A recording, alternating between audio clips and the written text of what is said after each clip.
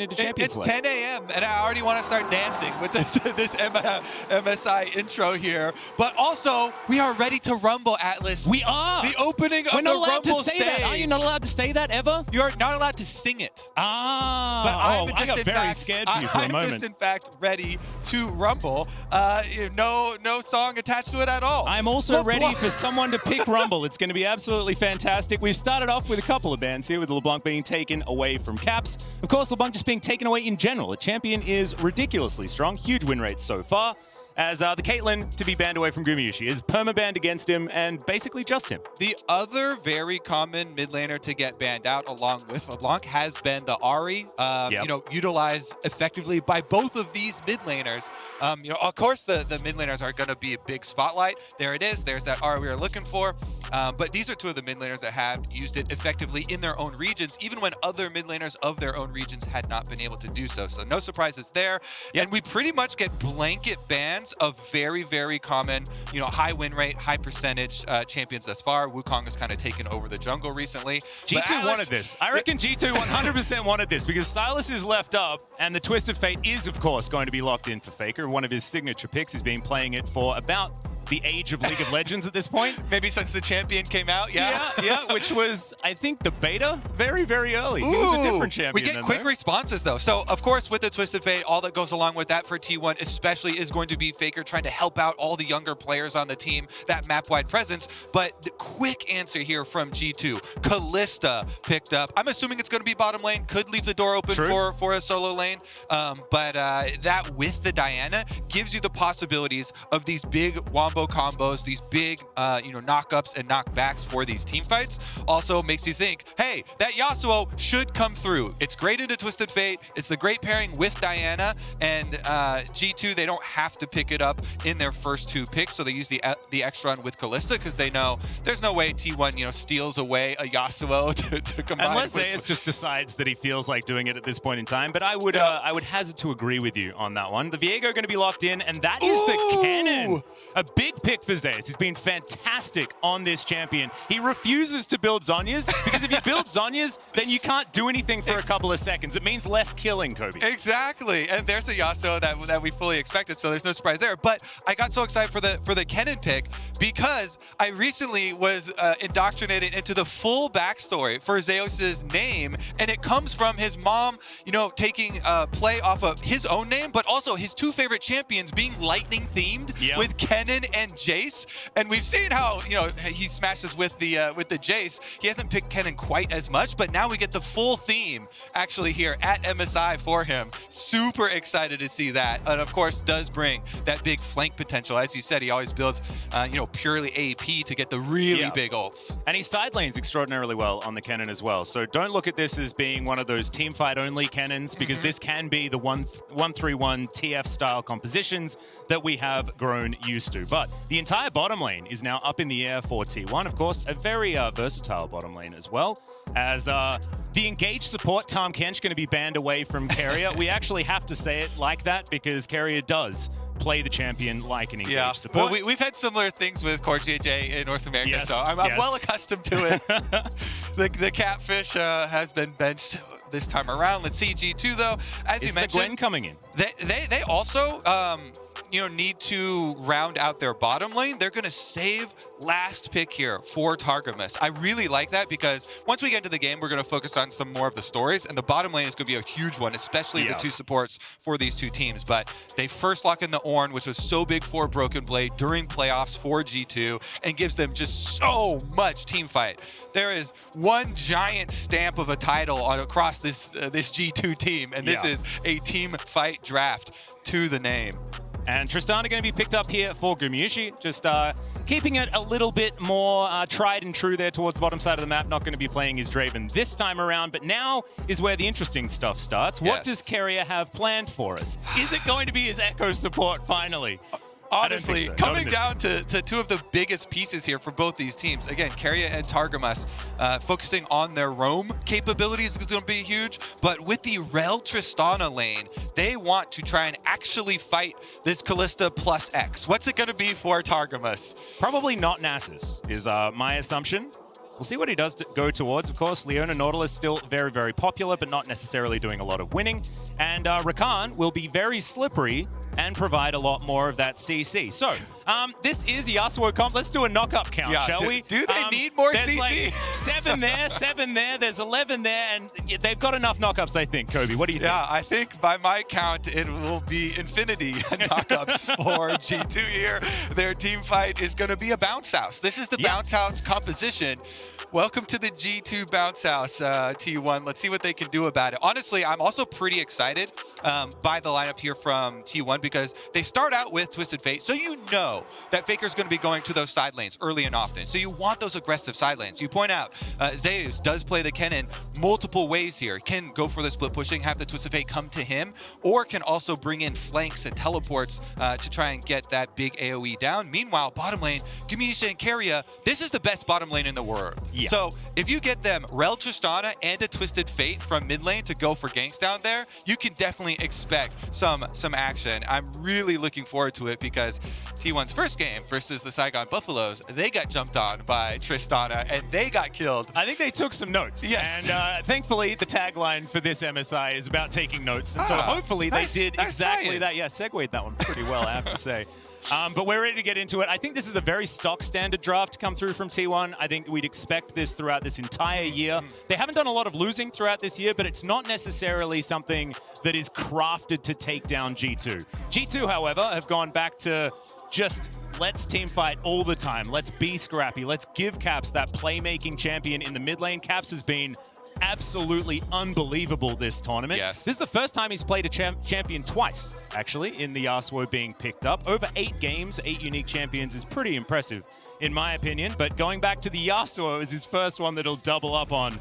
As here we are, onto the rift for game number 1 of the Rumble stage. Woo! Oh, I can feel it. I can feel it. I'm so excited to get it started here, Atlas. The analyst has touched on the Caps versus Faker match record, which was 8-3 in the favor of Caps. But the overall team score of T1 versus G2 is slightly in favor of T1, 11-10 for them. Hello! Hi, everyone! We are here. We made it to MSI. High five.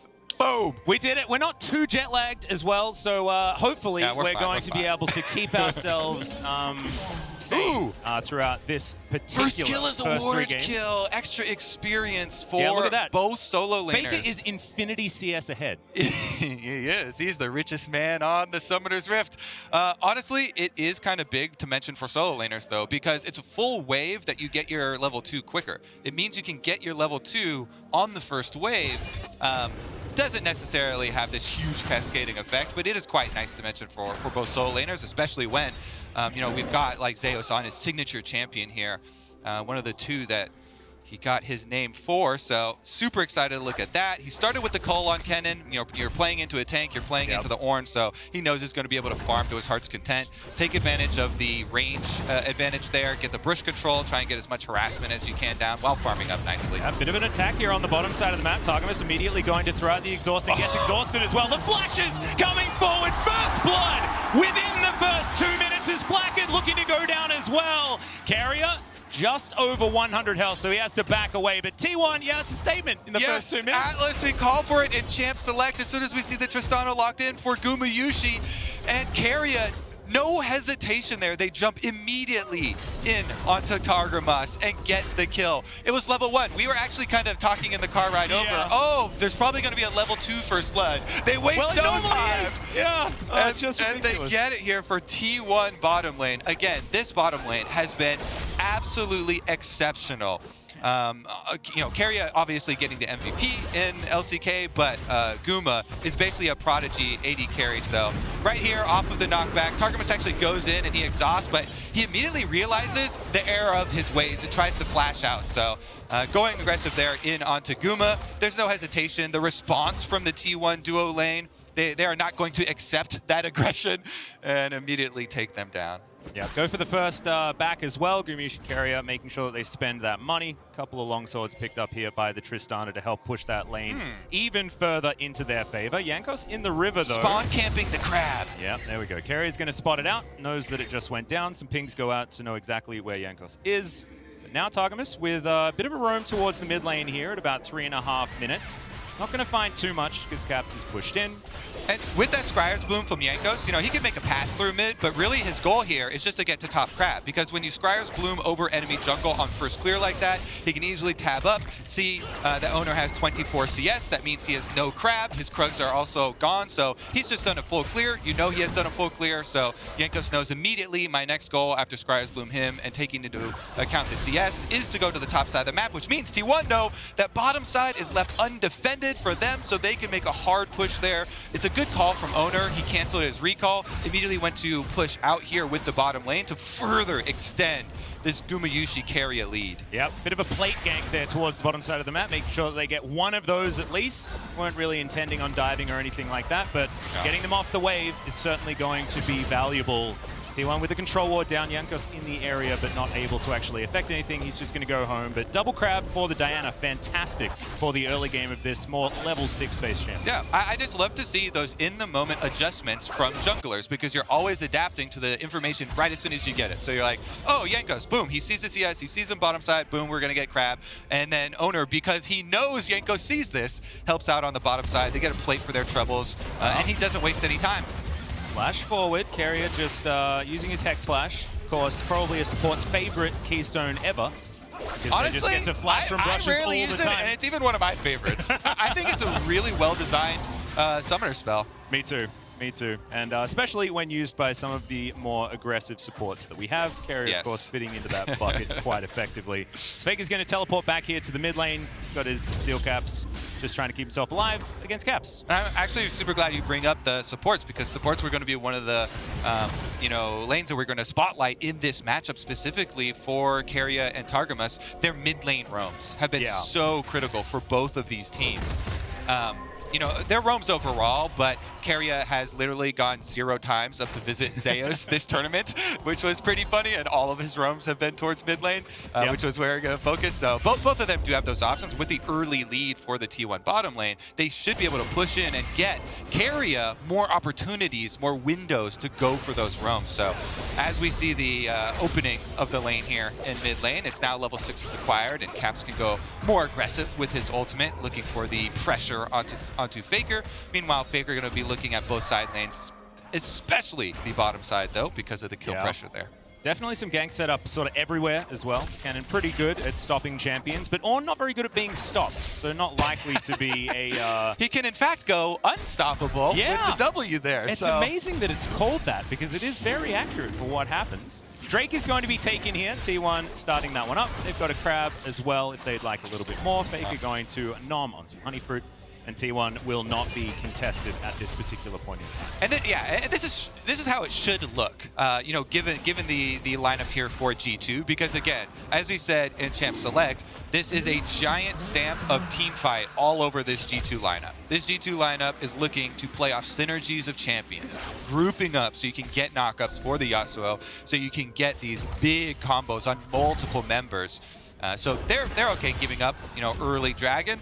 T1 are definitely going to want to try and stack those. Their bottom lane presence is so strong. Their lead on bottom side is so strong. They should be able to continue stacking them. But G2 are going to be the team looking for those mid-game big team fights to try and break their way back into this game. It has been difficult for teams to do that versus T1, though. When T1 gets these early leads, they've been so effective at playing the map and extending those leads through the mid stages of the game that they kind of leave you with no area to work with and no surprise plays or angles to get those flanks or engages off on them. Yeah, we call it the suffocation tactic, and T1 are definitely very good. Sounds like an effective tactic. Yeah, it works quite well, and this is something that, the T1s of the past that were, of course, called SKT at the time, were known for as well, right? It was never letting your opposition play the game that they wanted to play. Then they don't get their camps in their jungle, and then they ultimately just lose in the end. But this is that was a story that we talk about in like 2015, 2013, 2016, when SKT were the peak of League of Legends, and we've seen that come back here with this T1 roster, especially this season. They haven't done a lot of losing, as it turns out. As a bit of a stun there onto Caps in the mid lane, doesn't find his Tornado. Is possibly thinking about going in there, as Targamas and Jankos do have decent engage ranges, but not going to be able to. And I think this interaction goes in the favor of T1. We were kind of highlighting the support roams towards mid. You know, G2 obviously want to try and pull off one of these combos, but Keria here with Faker and the dodge of Faker there is able to avoid that giant confrontation that G2 are kind of looking for. Now, Gumayusi, after pushing on bottom side, is able to roam up for himself to try and take over lane clearing duties here in mid lane. And Faker, again, remember, does have his Twisted Fate ultimate available for this Rift Herald, so this could be an explosive Rift Herald. All of T1 are here. G2 should cede this objective because Kallista's in bottom side, so they should make the call, hey, just keep pushing Flakked on bottom side, get some turret plate money in exchange for the Twisted Fate. But we see Twisted Fate roaming down there. Faker with his ultimate could try and protect those plates. Yeah, in theory, I really like that G2 do give that one up. Of course, top pressure was in favor of Zeus as well, so not a lot going for G2 when it came to taking that one. Yep, one plate going to be traded, of course, trying to equalize that which T1 have already taken for themselves down there. Faker just going to be tidying up this wave. Flakked going to be okay for now, especially with Targamas coming down. I think that's a pretty fair price tag for Rift Herald. It still means that Rift Herald is going to give you more value for T1. But G2 getting one plate and the minion wave shoved in for themselves is at least something for Flakked down there on the bottom side. Yep, Ona going to be tidying up his jungle now, and so far it's been pretty business as usual, but what that benefits usually in T1 games is T1. Because if things are quiet, that's probably because T1 want them to be in a lot of these instances, and you can see that reflected in the gold for now. But as you mentioned, this is a slow burn early game for G2. They want to start these 5v5s relatively soon, though, because T1 are charging up as well. And business as usual for both of these two teams up until this game has been just winning. You know, this is the clash of win streaks with G2's LEC lower bracket run, you know, going undefeated since then, and T1 with the undefeated match season. We now have the clash, and one of them is going to have to break here. Meanwhile, bottom side continues to break as Owner does another plate gank with the Rift Herald. Means it's going to finish up on this turret and get that Tristana really rolling, which is so nice on this champion because then they can rotate Gumayusi up to the other side. You can get more turret plates there with this champion. Explosive shot, so effective at mining early money. Yeah, just one of those macro 80 carries. We talk about Caitlyn in this way as well. You just put her around and try to get her to kill turrets, but Zeus here towards the top side of the map flashes the second call of the Forge Guard, and he's going to get the stun here onto Broken Blade, but not going to grab the kill. Broken Blade's just going to peace out, trade some ultimates here, but Broken Blade gets the flash, so actually it's a win for him. I love it. He's just so calm about it, you know. Zeus is having to do all the dodge work up there, but Broken Blade takes his all in, and he gets a summoner spell for his ultimate. Huge, huge win for him in the 1v1. Unfortunately, you know, it's during the lane swap where we just talked about. Bottom lane for T1 was taken, so they're going to swap Gumayusi up there. He's hungry for plates. But that flash being down on Kennen is quite big if G2 are able to get their big wombo combo fight that they want, because Kennen is kind of one of the only big AoEs that T1 have on their side. Caps, good sidestep there. Going to get away from Ona, who's just going to slink back into the enemy jungle. Targamas in the area alongside Jankos, but you can see T1 just trying to get as much vision down as possible. And yeah, protect Gumayusi is the tactic here. They've got so much vision towards this top side. G2 a little bit slower on the rotation. Will mean a couple of plates go over to Gumayusi. That's 7, I believe, that he has claimed so far. And I think we'll just keep that counter going, Atlas. Yeah, I think that might be necessary. Write that down, take some notes. All right, on your little pad right there. He's got 2 more. The Demolitionist Tristana has got 2 more minutes to work with to try and mine more turret plate money. And with the rotation up to the top side there for T1, should be able to do it. Faker still has Twisted Fate Ultimate. He's just been kind of holding it this whole time. Threatening with the Destiny. Exactly. The threaten of God Faker here coming in. That's a scary sentence. I love the video, the hype video that they did for day 1, where Faker's line in it is, "I never left." I never left. Like, that is insane. I got the chills. I definitely got the nerd chills when that one came through. Because it's true, he's been there for an extraordinarily long time. Never swapped teams and never stopped being extraordinarily good. As Gumayusi trying to get this second last plate. Targamas comes on in, but the crash down going to get Keria away. And Rel pretty good at being able to at least escape these opportunities for the Rakan. Yeah. Just the bodyguard here. Meanwhile, of course, you saw it on screen, but we should mention too, Dragon stacking stops by G2. That was their payment. There's the Magnet Storm as we are just going to pull back in Targamas. He's going to go forward though. It's Faker with the gold card looking to lock down Flakked once again, and the Kalista will go down. That is one death apiece for the G2 bottom lane. I feel like that is 2 times in a row where it's a little bit of extra aggression, unnecessary aggression from Targamas, going back in a scenario where they had escaped a 3v2, and then it kind of baits Flakked in, and double summoner spells down now on the Kalista, plus the death for Kalista makes that a much worse scenario. You know, you've lost the extra play already on top side. You kind of have to cede that turret. That turret was probably going down anyway, but giving another extra kill over here to T1. Atlas, we mentioned the pace that T1 take over your map when they have a lead like this. That pace is greatly accelerated. Here's the engage. Carry a huge engage there, but G2 had escaped, and Targamas goes back in as Faker arrives, and then Flakked's just caught in there with the gold cards, kind of got baited in there for the extra aggression. You know, attacking a 2v3 scenario, even with a tower next to you, they immediately go down, and T1 stamping their name all over this game. Every member except for Carrier at the top of the gold ladder here for them. And that means these outer turrets, I feel like, don't have long to live. Yeah, not long for the world. There is only one plate remaining towards that top side. That's 9 on the counter, Kobe. I am taking as many notes as possible. I'm proud, I'm proud. Yep, but no more are going to come down because it is, of course, 40 seconds past the plates going down. And T1 are now just looking to try and confirm that map control. The 1-3-1 is on with Faker towards that top side, and Zeus on that bottom side with his cannon. Riftmaker is complete. Of course, you see a lot of dash cannons come out of the cannon, but Zeus doesn't really care about stasis a lot of the time and doesn't really care about extra mobility. He'll just flash on in as the Everfrost from Faker gets out of the way of the tornado as well. As Owner comes through, Heartbreaker to keep himself safe.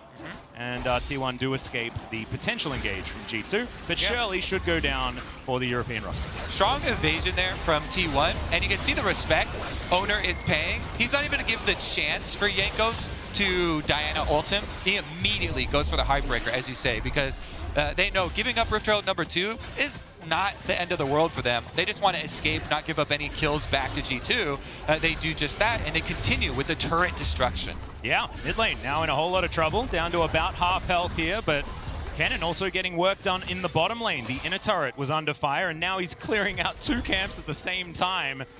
That's efficiency right there, it baby. Definitely is. That's a jungler. That's a jungler's heart. Oh dear. Well, he's going to reset the blue. Yeah. He's a top laner, right, Kobe?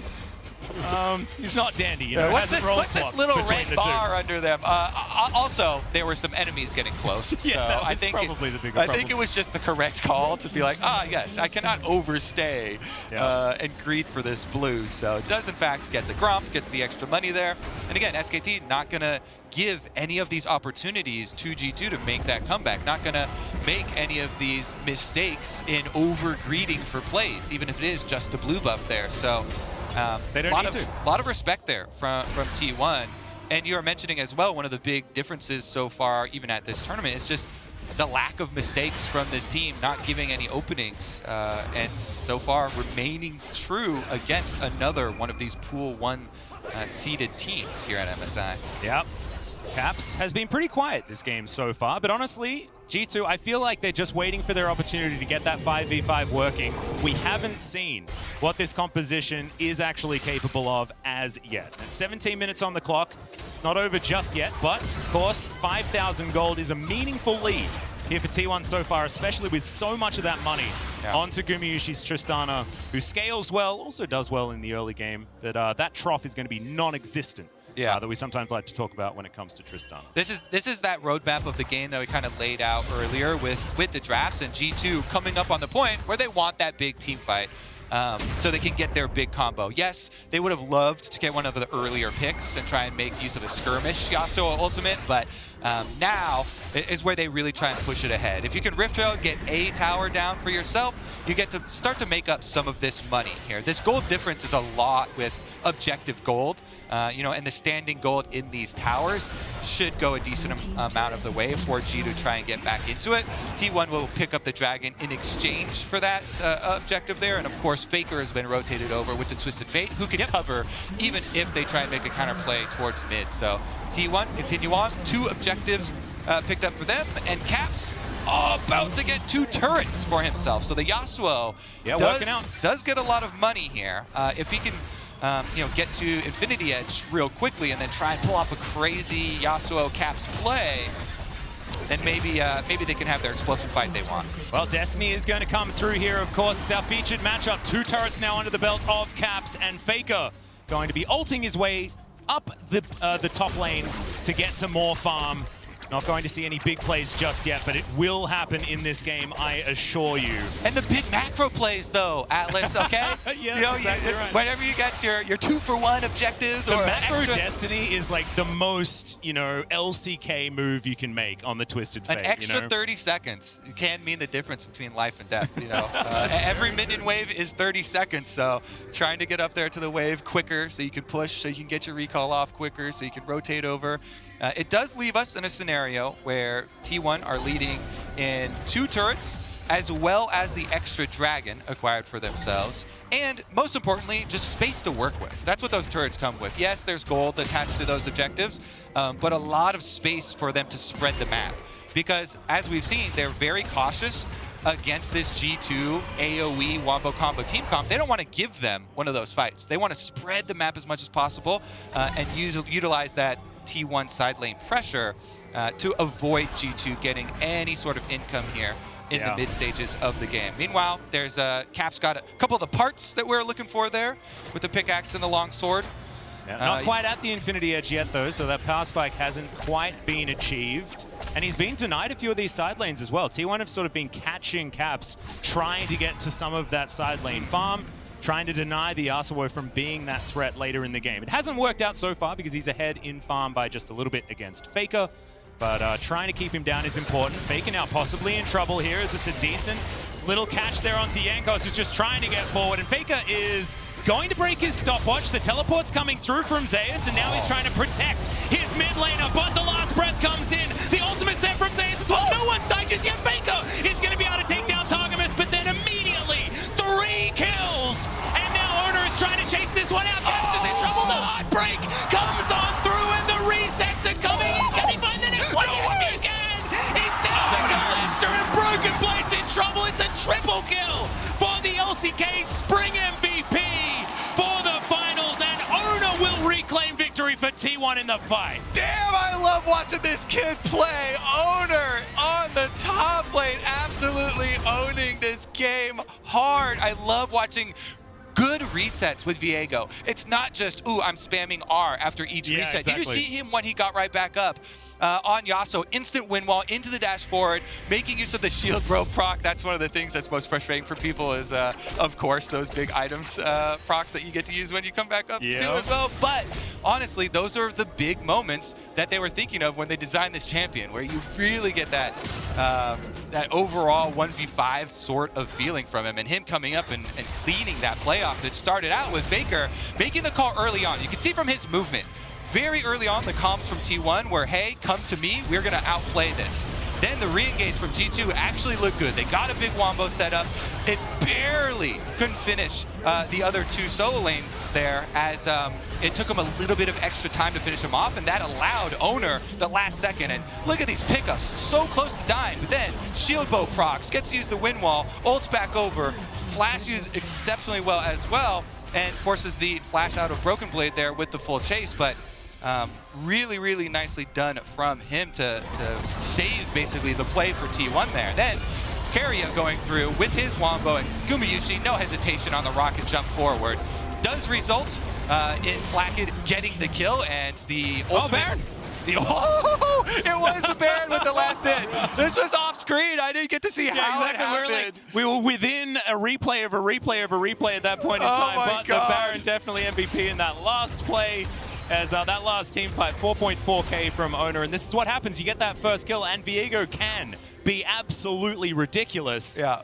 and Ona definitely was. But the double kill going over to Broken Blade there, we also should mention that he is ready to hand out Ornn upgrades. So level 14 here, he can now also help upgrade Cap's damage potential. And so the potential for this G2 AoE giant fight is still there. That last top fight was by such small margins. Won by Owner there, won by T1.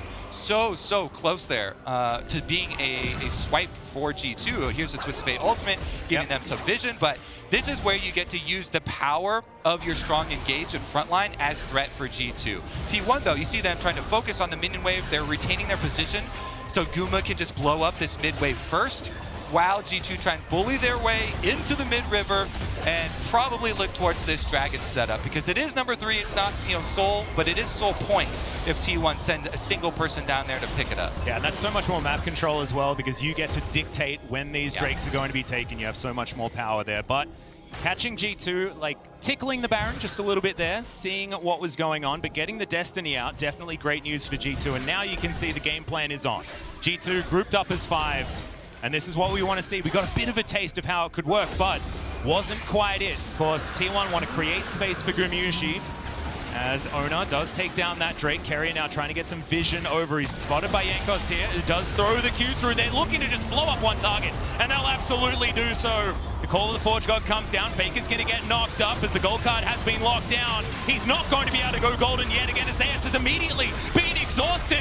Throws down the ultimate after it wears off, though. Does he have enough damage is the question, as Gumayusi relatively untouched, but so are G2. It's so much damage from the lightning, but it's not enough. Gumayusi going in, looks for the reset, but the knockups are there, and it was a bit too far for the young AD carry. Yeah, there's one member left alive for T1. Zeus is on the run now. Jankos wants it though. That is a fantastic lightning rush, but it's not going to be enough to keep him alive. Jankos going to grab the solo kill, theoretically, at the end there. Onto the cannon, and this is the team fight power of G2's comp. Exactly. This is what happens when they can get their hands on you. Just one person needs to touch you with a knockup, and then the chain comes through from G2.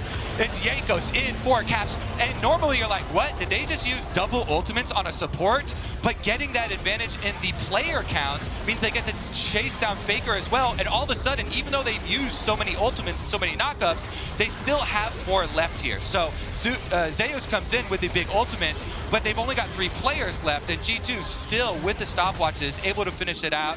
Zeus able to get a decent amount of AoE down there, but Gumayusi, eyes get a little big as Tristana when you see those giant, reset possibilities. But again, G2 always have so many extra knockups. They have them for the counter engage there. Zeus and Guma trying to pull out some hero plays at the end, but unable to do it. And G2 now, after they've gotten a taste, they want more. Well, Caps now just tidying up some vision here, and G2 will be feeling so much better after that. They've claimed the kill lead. 9-8 now in favor of them. Not quite the gold lead just yet, but it's only 3,000. That means basically nothing here at 26 minutes. And after that lesson, T1, they want to go right back to the split pushing. Keep Faker getting that pressure for them on top side of the map. Goes right up to the minion wave. They've got the ultimate available. He can pop it for vision. He can also relocate once the pressure gets close to them. So extra damage here on turrets means a lot for T1. There's the ultimate. They get to spread. All safety has been acquired for them as they start up this Baron. Yep, Destiny's going to come through, used defensively here as Faker makes his way back to the rest of his team. Zeus on the flank right now, does have Flash back available, crucially. Great battle dance there from Targamas to get him out of the way of the stun as Carrier goes in. Now it's his turn to try and find that engage. Decent knockback there onto Zeus, but he's going down low. Double kill for Jankos already in the team fight. Throws down the ulti, he's picked off Gumayusi, and team fighting this G2 is a mistake. T1 make again. It is huge for G2. Atlas, they get just what they want. Broken Blade teleports into the middle of the river and dares T1 to engage on them. He dares them and they fall for it. G2 bring home the claps. They got the knockups right where they want them. Look at this one. Teleport right in their faces. The carrier says, okay, fine, we'll go for the early engage. They get back to Caps, but look at Caps. There's no fallout damage, so he sits the whole knockup just fine, untouched there. And then they're able to fire off. They barely get him low, but it doesn't matter. Targamas comes in, they shield him, they got the full pickup there. Flacket on top side was taking care of his own side of the team fight, and it's another one for G2. T1, a little bit of hubris here, I feel like. Atlas, yeah, a little bit too much. To opt away from your win con of being able to spread the map and being able to split and into that of G2, just what they want. It's so clear from them, straight from Champ Select. They're screaming, teamfight, please, AoE us, AoE us. And G2 are able to make it happen this time around. There was no follow-up damage to burst down caps. I think that's the only scenario in which T1 should go for it. If they see an angle to actually burst down caps and they can take him down, then yeah, okay, go for it. But there was no follow-up damage there. And then even Jankos and Flakked on the top side of that team fight were also doing enough damage to take down a couple T1 members. So G2 now with Baron. The thing they have to worry about now is the reset on the next Dragon, 37 seconds, but we'll take a look at the lead up to this for T1. Yeah, with how explosive G2's comp is as well, I just don't think that Ocean Soul is going to matter that much to G2 regardless, as they are going to be able to take their first inhibitor. It's a back coming through from Zeus. He knows that the pressure is on. G2 will just take this one. They can rotate back and grab this Drake if they'd like to, or just look for a little bit of a reset, but the Destiny is going to come down. Zeus canceled the back, so they will be able to try and answer as far as these inhibitors are concerned, but it's just an inhibitor turret. Not going to have those super creeps making their way to the base of G2, but at least it's something here for T1, and that's going to keep the gold extremely even. Recalls are being started for the extra members of G2 to come help with this defense, but it looks like Broken Blade's got it under control even with Faker hovering there, so it's just going to be a red buff taken away, and T1 losing a lot of that threat, of that advantage, because now with so much less area for G2 to get caught out because there are less objectives, so they have less reason to spread out, they can stay in their strong and secure setup here with multiple members and just threaten these giant chains of knockups on T1 over and over and over again. And we have the extra gold lead for T1 to really put that extra threat on their split push, and the extra inhibitor also being taken. It is now G2's command of Summoner's Rift, and you see them getting in the first push on mid lane, still have a little bit of this Baron buff to work with, 10 more seconds as Broken Blade gets top wave in position. Yep, try and expose available. another inhibitor. Yep, but they will be able to move him through the inside track of the jungle. So G2 just playing this 4-1 quite beautifully. T1 set up as 4 now, and this is dangerous.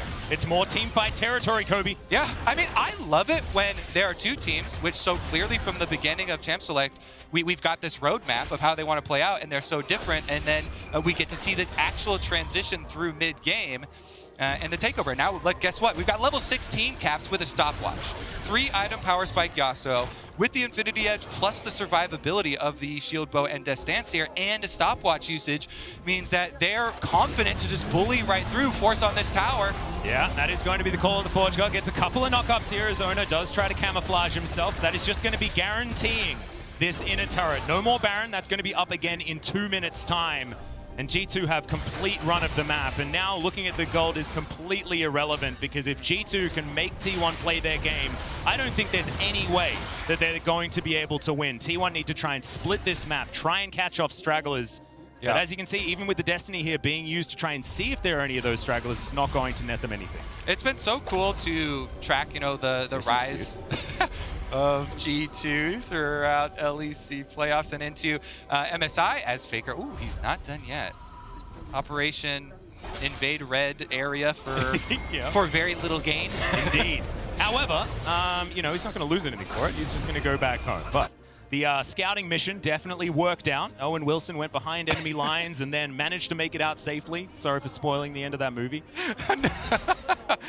Honestly, too, I was hoping there was going to be something done, like even a ward dropped or anything back there. Something. So then we could talk about later, oh, this Galaxy Brain, 3 minutes in advance, this was placed here, but no remnants. There's no evidence that actually took place. The only evidence is... Did he even do it? We might need a replay just to The only confirm. evidence is us talking about it. You know, we're just like, did that actually just happen? Well, honestly here, though, G2, again, following their ascent, there has been one thing that has remained true, and it has been the core of their team fighting. What's cool is, though, they've done it from so many different angles. So it hasn't been this very static team fighting that's always the same champions. You know, they've been very, very good at mixing up the different angles at which to set it up. But they have had that kind of core tenet as far as a lot of this success that they've really been able to ride. And looks like they truly want to keep this undefeated streak going for themselves. Now with Baron coming up, it's very easy for them to just group up on it. They've got so much advanced vision up through the blue jungle here of T1. And Faker, since he was not able to get a ward or anything down there through the red jungle, there's nothing for T1 as far as any extra information. And when you're split pushing as well without vision, it becomes so difficult. You see Faker trying to get towards that top lane wave. He can't get there because G2 could have been anywhere within their jungle, and there's just not enough vision. Destiny now going to be popped yet again, as now Faker over the wall looks to try and lock down Flacker, but he is going to be able to cleanse his way out of it. And now G2 reset up that phalanx to get control. Look for the wind whirl. It was so powerful last time for Caps, and it can stop Gumayusi from getting all of that damage down that he wants. Decent little stun there onto Targamas, but not going to take any meaningful damage. The Baron now once again down to very low health as they dive on in. Can they find the smite? And it's going to be taken by Caps of all people. Owner's now going to go down to his GA as T1 are looking to try and escape. Carrier breaks his stopwatch, but he will go down as well. Followed by Owner at the same time as Faker's flashing out. In goes Zeus, finds a huge ulti, but it's not going to be enough. And G2 once again wipe the floor with T1 in the 5v5. Yeah, they wiped the floor all right. They're going to chase down every last speck of T1 here. Faker running for his life through the jungle. Targamas should be able to get him there with the blast cone. Yeah, this is not looking good for Faker here as he does lock the gold card, but it will wear off, and G2 are just hurting him. Oh my. These velociraptors or hyenas or something like that, there are definitely packs of G2 members here as Faker looking to try and get out, but he's going to get knocked up instead. And Jankos is going to be gifted the kill there with the... My goodness, G2, another big team fight for them. I actually got scared when I saw such an early smite. Yeah. There was a smite around 1.8k even. And sometimes you believe in Caps so much that you know that he's even going to be able to smite better than you without the trust ability in the to crit do so. from the sword, maybe? I don't know. We'll have to take a look at the replay at how it actually went down. But it didn't even matter at the end there because the team fight wholeheartedly goes their way as well. Yeah, there's a big cannon ultimate at the end, but that's way too late to have a kind of big difference in the team fight. And it's now level 18s with Baron buff coming through here for G2. They want to finish this one up. Yeah, they're going to take down that inhibitor one more time. Now looking to try and tidy up some minion waves, you would assume, as G2 do back away, not wanting to try and win this game, sieging against Nexus turrets without their waves in order. They've got a lot of gold to spend. They do have a lot of gold to spend, and also I don't think there's too much of a rush, because when you've won the last 3 team fights in a row and it hasn't been close, you're probably happy to take a 4th. The smite was at 2k, but Owner wasn't in close enough to the Baron, it looks like. He barely got in range at the end there. I think the smite went down from him at like 1k. So there's a lot of damage there, and he got bursted down as well. Yeah, that was a funny chain of events. Him staying kind of towards the edge. Zeus goes in, but gets exhausted. Yeah, the exhaust was fantastic this time around. So not going to be a big effect whenever you have that. The biggest counter there. Yeah, now Zeus potentially in trouble. Throws down the ulti here for himself. His owner's like, I'll try and help. No, I won't try and help, as he just gets himself the heck out of there, and I do not blame him. It is a very dead lightning mouse on the top side of the map as G2 now bear on down on this inhibitor turret on the top lane. The only Broken Blade can tank it forever. The only hope for a T1 is some crazy race stuff to go on. So they're actually just sending Guma to just rush here. How hard can you actually push this just on a demolition aspect? G2 coming for the base, and they want to finish up this pressure. With 5 people, they can threaten the dive. Yep, they certainly can, especially with Gumayusi still a little ways away. He's actually going to, yes, he does manage to complete the back as the first Nexus turret is going to go down. Into the backline goes Carrier, but immediately he just pops like a balloon. And Broken Blade seems completely unafraid of absolutely anything. Eventually he will back away, but happy to tank for as many days as you'd like him to. T1 do deal with the minions, but G2 still want more. Yeah. I mean, honestly, it was a great opening to the game for T1, but G2 trusting their team fight all the way through, and now they're rewarded. 2 inhibitors down, huge damage done. The extra Nexus turret even taking does mean a lot, because 1 Nexus turret is pretty quick to get through when you're going for the end towards any sort of these late game scenarios for them. He's back. 2 minutes, 13 seconds left on the Dragon Soul that will arrive, and it's Dragon Soul for either side. Don't think that's going to be the biggest factor here, though, as G2 have full map control. Only have to deal with pushing mid-wave, and super minions will take care of the other 2 for them. and then they just group up and repeat business as usual. It looks like their exhaust is ready as well, so Targamas has exhaust for the team fight. Doesn't look like there's any extra outs for T1 in that scenario then. As long as Targamas holds his for Zeus, for Kennen, should be able to secure it. And even then, I mean, Zeus is a 0-5 cannon right now. It's not necessarily the most powerful that we've seen cannons, especially when they're wielded by Zeus here. Zeus. Maybe if Guma comes in on a wrecking ball there and looking for those Tristana resets, try and use it on him. That could also be very difficult, just because I feel like Caps has had his wind walls in exactly the right positions every single fight, and you only need that duration, right? Because G2, they get that first little advantage in the fight, and then they roll over the top of you with the amount of CC that they have. And I just want to shout out Jankos, because you know he often gets memed on the most for G2, but he does so much work for this team. And the Diana being the sole AP, if he fails, if he flops, he is one of the players on this team that cannot afford to flop, you know, as sole AP. And you can see it when he does well like this, like massive damage being dealt by him every single time. Well, now we've got Carrier going in one more time. The Magnus Storm not necessarily the most pivotal, as the double knock-up from the Grand Entrance is fantastic from Targamas, and they tidy up both the Rel and the Twisted Fate. Yankos is going to have to flash away, though, as Gumayushi goes for a bit of an insect play, but he's now at 1 health and not able to participate in this fight. It's going to be G2 that now move towards the Nexus. This was theirs from about 20 minutes into the game. It was a matter of time, and G2 will remain undefeated in this tournament, and T1 take their first match loss this year. G2 with the stronger undefeated streak here. My goodness, Jankos, masterful Diana performance from him. I know people also never want to like give credit to like Diana Yasuo combos because it's like 2 buttons, but there was so much else that he did that was not just combos. You see a lot in the positioning, zoning off multiple carries in the last one, you know, chasing down extra kills. Just really nice, again, team fighting from G2 and sticking to their win condition, which is most important, right? There are a couple of instances, even though T1 played the early game quite well, you know, even getting bottom lane kills, getting a lot of these early towers chained for themselves, they don't stick to spreading the map as much and falling prey to some of these fights with the giant combination of knockups from G2 just when they needed them. What a great start to the Rumble stage here. We get an upset because let's be clear, T1 considered favorites by the vast majority of analysts, of even fans as well, to take the entire tournament, and G2 come out here with a bang, taking the first game off them. It was absolutely fantastically well played by G2. I love that they crafted this composition and then just didn't care. They straight up did not care that the early game was a 5,000 gold deficit for them. They're like, guys, we're scaling. We're scaling. And then it hit that 20 minutes.